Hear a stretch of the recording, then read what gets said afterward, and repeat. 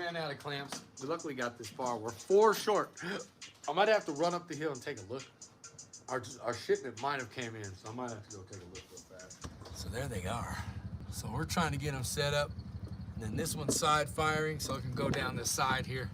I want that stuff to be firing right down that side so that base will take off down there. So there's our subs. There's the port on this box, probably tuned about a 32, and this one's tuned to like a 40 hertz. So hopefully we can get a little bit more rumble with these guys. So we'll see what they do. Never really had them in separate boxes. I wanted to do them in the same, but we did it like this and it's working out. Oh, looks like we got our package, fellas. It's a go on the package, Puffer Man says. What do you think, dude? I think we got it. What? I'm hoping this is it. Well, here's what we got. Definitely ain't no 0 gauge. No 0 gauge, but... Well, that's cute. And that came with the saw thing? Yeah, it came with the... Ah. Let's see. The saw, the tool? Yeah. This will work for what we need. Oh, look. Hey. Cool. Nice. That's more. So I think this is one pack, and then I have a whole set coming. You do, huh? Okay. Yeah, but this should be enough to get our job done. Dude, this came just in time. Seriously? We're going to keep going live, guys. I was thinking about shutting it down, but you know what? We just found all the parts. They just came into the mail. Puffer Man. Nice, dude. Crimper. What the heck? Dude, I couldn't find one of those anywhere. Look at this thing, y'all. I don't even know how this stupid thing works. This thing's like $60. You gotta pay. Yeah, I got this whole set for like $30, so hopefully it works good. All right, let's try this here. What? Dang, dog. That is deep. That's quite an aggressive little thing right there, no joke. I think the worst part was trying to get all the figuring out to wire it to work at 1 ohm. So that was the hard part for me. And I think just the whole longevity of, like, when you get your speakers, you set them in there and you kind of want to put them in right away, but you still got to set your wiring up. You got to put your RCAs in. You got to clean the back so everything fits. So you kind of forget all that part, and that's kind of pretty stressful right there because you just want to grab and kind of put them in. But there's so many parts in between to get to that point. That's the stressful part. You just wish it was all super easy, just kind of plug and play. But after this, we built it to like that. So the most stressful part, what do you think, Mr. Puffer Man? You think the wiring or just the longevity of the anticipation? Like things popping up, like you're not sure about. Like That's pretty hard. That's pretty difficult to deal with. It's organizing the wires, that was pretty hefty. That was pretty wild, though. Yeah, I had to do all that. Really? A lot of thinking goes into that. Yeah, it does. A lot of little processes. So for me, I think I've done it so much, I've kind of learned the patience, but it started to get a little frustrating. I had a door speaker give me a hard time for like a day here. 1 to 10. This build has been a 5, maybe for me. Not too bad. What about you? Maybe a 7? Out of 10? Yeah. 6, 5. Not too bad. Not too bad, no. Not yeah, we didn't have to throw nothing against At least the wall. I didn't have to install anything, like run the wires from the dash or anything. Yeah. That was me. That's where I got stressed out. I had to chase the wire all the way from the door, all the way to the back into the amp gate because it felt like there was a short somewhere. And I think come to find out there's a little bridge off of that wire to go to a tweeter, and I think it was kind of arcing over something. But for me, that was a 5 out of 10 because at the end it looked really good. As for longevity, I'm gonna give it 8 out of 10 because I just want to plug that sucker in and get going. Sweet, that looks good. Living loud with Dan. Yeah, he must have had the book out. I hope you're doing good, man. Stay safe out there. Cool. We'll see you in the next one. All right. Oh, it should be good. Yeah, I think that's good. All right, now we got this. Sweet. Now, I'm gonna run this from this positive voice coil here. Boom, and then that one will go over there. Wow. Ooh, so those two go to your voice coils, right? Yep. And then the bottom one goes to your amplifier. Wow. Feel good? Yep, that one's good. This is how you hook up a big sound system for some big bass, I guess. Okay. Holy shnikes. I did it. We did it. The center for the monoblock subwoofer, def bounce. It's 7,500 watt. We got the 2 def bounce 3015 R1s, dual voice coils. Means they're a 1 ohm subwoofer. We got 2 of them. I believe this one's tuned to 40. This one's tuned to about a 32 with this massive port on it. A little bit lower, and I think that's as low as this thing's. It's tuned to be like a 32, so it should be rocking pretty good. We'll see how it goes. And we got 0 gauge everything, true copper going to the amps. We got a fairy cap in the front.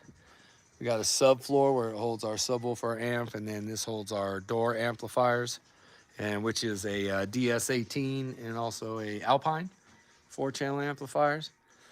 So here's how we're running it in a 1 ohm series. Was it? Yeah, 1 Cool. ohm. It's at 1 ohm. And so this goes to our both positive voice coils. This goes to both negative voice coils, crosses them over. This one goes to the negative to the amp, and this box goes to the positive to the amplifier, which allows this thing to run at 1 ohm.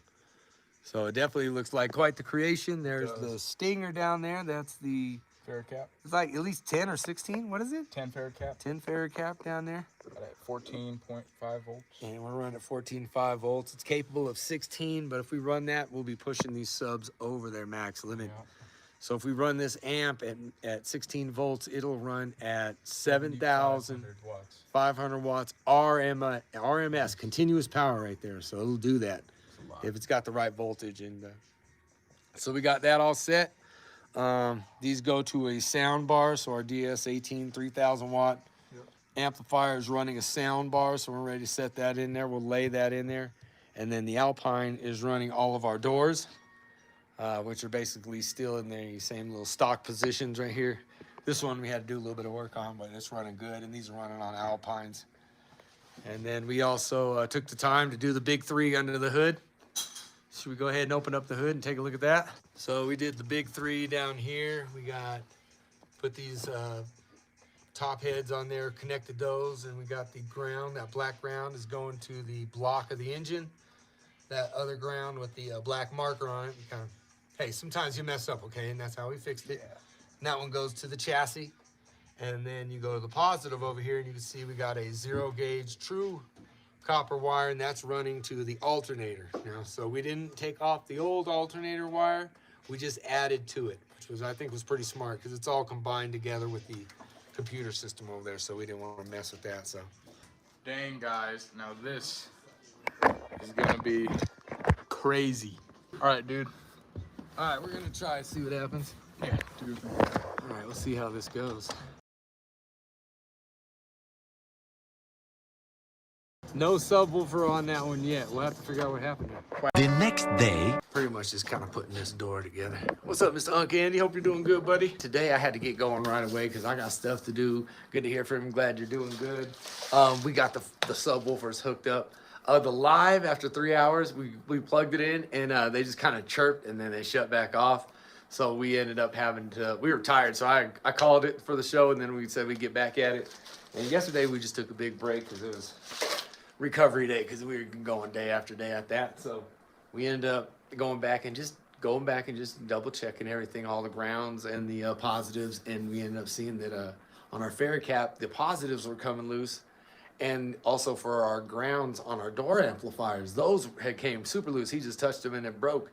And or they didn't break, it just pulled right out. So we ended up just tightening back down, so all the door speakers are working, subs working.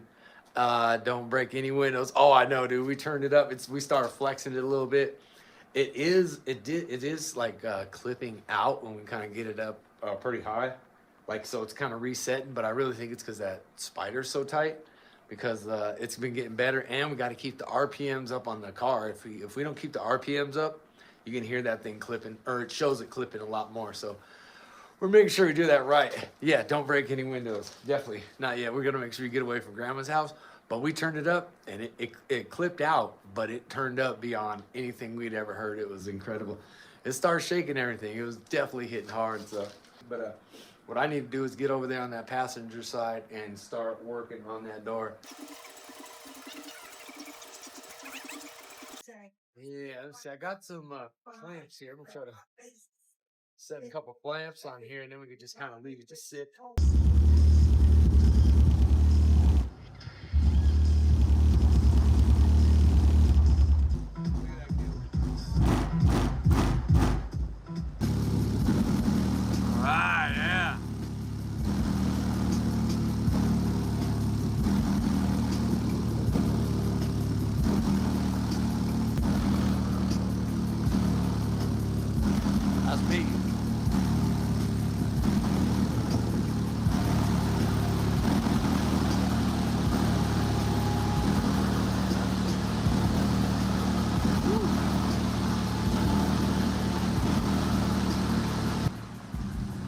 dropped them a little bit. That's alright, it's taking some power. Starts to smell them a little bit. We got more toys on the Trailblazer. Oh my goodness. 15 and everything else, right? And how we're gonna set it up, where we're gonna put it. Started it. Pretty heavy.